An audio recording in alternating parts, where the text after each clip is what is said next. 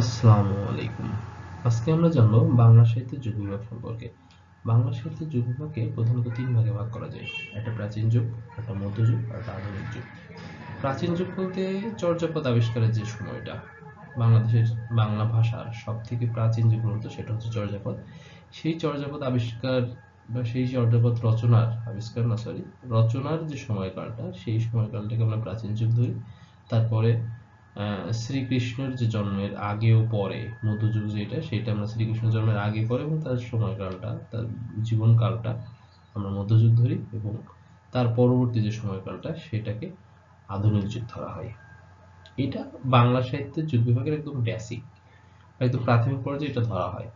কিন্তু এ বাদেও অনেক লেখক, গবেষক এটাকে বিভিন্নভাবে ভাগ করেছেন। যেমন যদি আমরা দেখি, দীনেশচন্দ্র সেন বাংলা সাহিত্যের একজন খুব বিখ্যাত ব্যক্তি। তিনি যুগ বিভাগটা করেছেন এইভাবে: হিন্দু বৌদ্ধ যুগ, যেটা ওই যে চর্যাপদের সময়কালটা, তারপরে গৌড়ীয় যুগ বা চৈতন্য পূর্ব যুগ, মধ্যযুগের প্রথম ভাগ, চৈতন্য সাহিত্য বা নবযুগের প্রথম যুগ, আর সংস্কার যুগ। এই তিনটা আসলে মধ্যযুগে। কৃষ্ণচন্দ্র যুগ বা নবদ্বীপের দ্বিতীয় যুগ, এটা মধ্যযুগের একটু পরের যুগ, তবে এটাও মধ্যযুগের মধ্যে ধরা যায়। তারপরে আধুনিক যুগটাও তিনি অ্যাড করেছেন। তো এটা হচ্ছে দীনেশচন্দ্র সেন। তাহলে দীনেশচন্দ্র সেনের মতে বাংলা সাহিত্যের যুগ বিভাগ হচ্ছে পাঁচটা। আমাদের নৈবের থেকে আসতে পারে, দীনেশচন্দ্র সেনের মতে বাংলা সাহিত্যের যুগ বিভাগ কয়টা? উত্তর হবে পাঁচটা।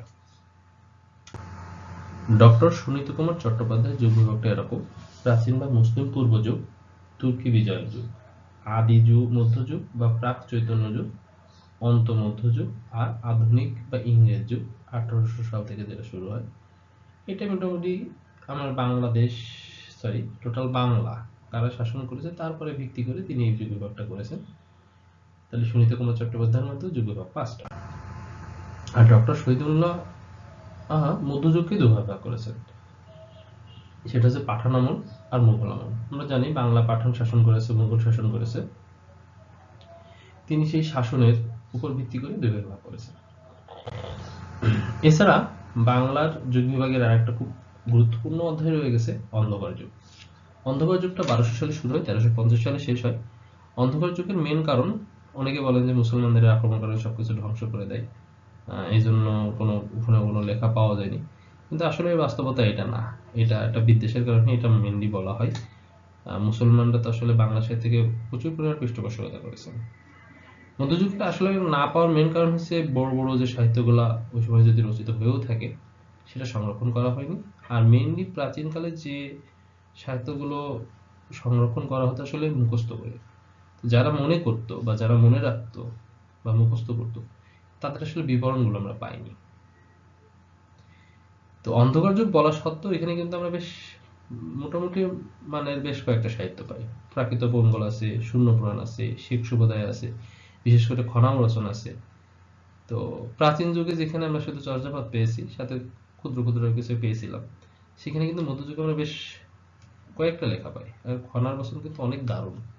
আমরা যদি না জেনে থাকি খনার বচন সম্পর্কে, আমরা খনার বচন নিয়ে পড়তে পারি, মজা লাগবে অনেক জানলে।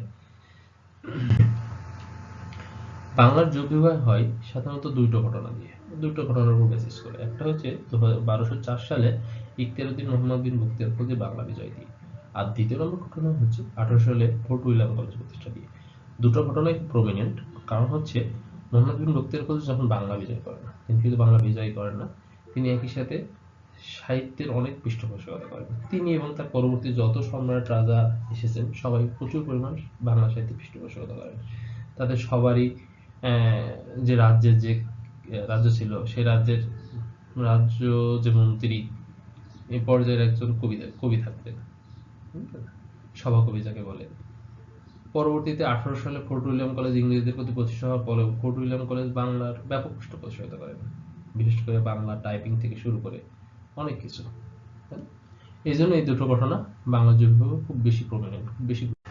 তো ধন্যবাদ সবাইকে। বাংলা সাহিত্যের যুগ বিভাগ সম্পর্কে পরবর্তী লেকচারগুলোতে আমরা আরো জানবো, এবং পরবর্তী লেকচারগুলো আমরা জানবো চর্যাপদ সম্পর্কে, জানবো মধ্যযুগ সম্পর্কে আরো ডিটেলস জানবো, তার সাহিত্যগুলো সম্পর্কে জানবো। সমস্ত ভিডিও দেখার জন্য চ্যানেলকে সাবস্ক্রাইব করুন এবং বেল আইকনটিতে ক্লিক করে রাখুন। ধন্যবাদ সবাইকে।